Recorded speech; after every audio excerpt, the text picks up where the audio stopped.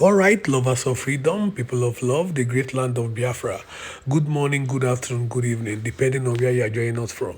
Now, this morning in Enugu, Obani, Enugu, that particular checkpoint at Obani, Enugu, the Biafran Liberation Army have neutralized the police and the military there. They have been neutralized. That particular checkpoint, that is a checkpoint if you are going to that Obani road. There is a checkpoint there. And this is going to continue happening if this federal government don't release Martin Nandekalo. Because if you don't have any agenda about this insecurity, why can't you release him?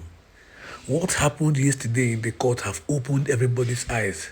Have opened the whole world's eyes and opened everybody's eyes. The reason why this federal government don't want to release Martin Nandekalo. Because they are benefiting from the insecurity in Southeast. Because if they are not benefiting from this insecurity, why can't you release this man when you have no charges against him? To the extent that the judge that is handling the case have to resign trial, because he cannot be tried under the soil. He cannot be tried under Nigerian soil. So why then do you keep using propaganda and using all your selfish interest in increasing insecurity in Southeast? Do you know how many soldiers and police that have kissed the dust in Southeast? Do you know how many soldiers that have been neutralized by the Biafran army? So you keep increasing these wars and this insecurity in Southeast because you don't want to release Mazen Nandekalo. Simple, release Mazen Nandekalo and you will see how this insecurity in Southeast will be wiped away. Because he's a freedom fighter. Freedom fighting is all about killing. But you said no. Now the Biafran Defensive Force, the Biafran Liberation Army, and the Biafran Resistance Fighters now have stormed Enugu today now.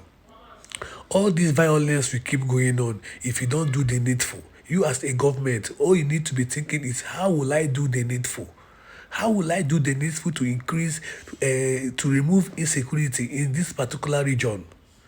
Because these soldiers you keep sending to Southeast and these military men you keep sending to Southeast, they are not needed here. They are needed in the North. You can see the high rate of insecurity in the North.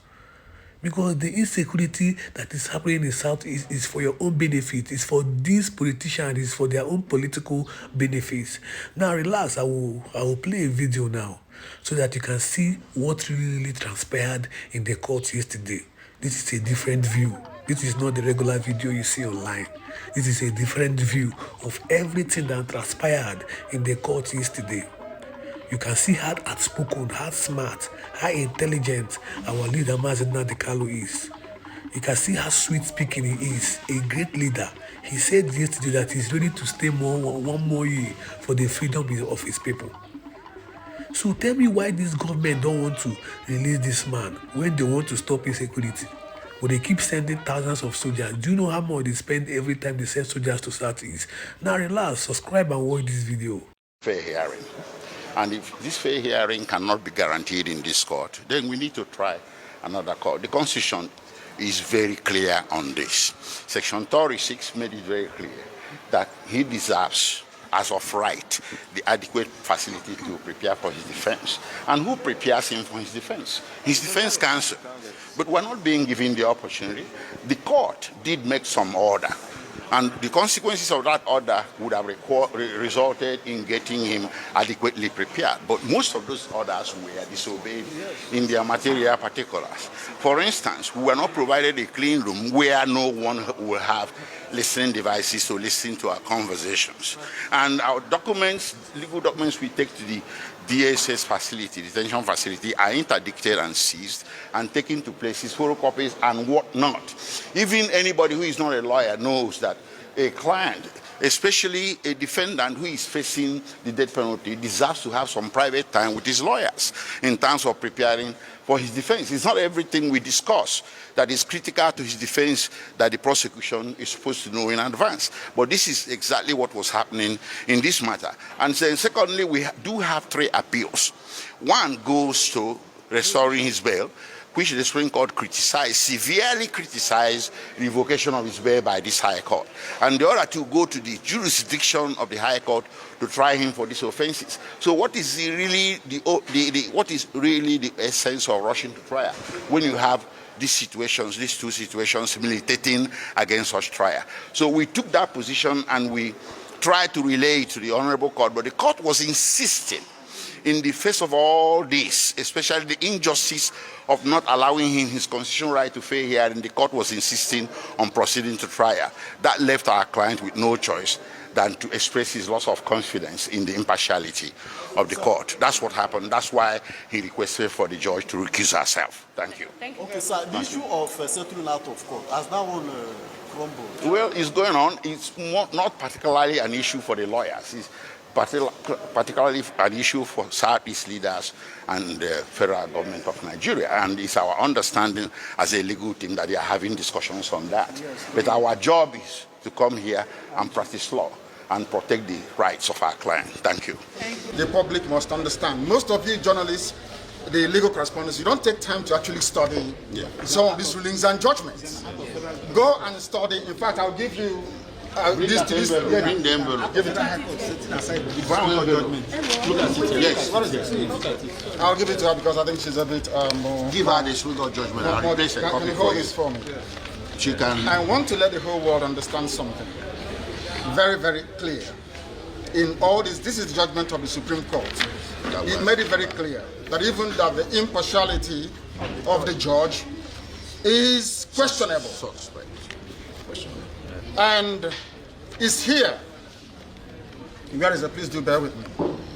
It says it here. What is it, page? What is that again?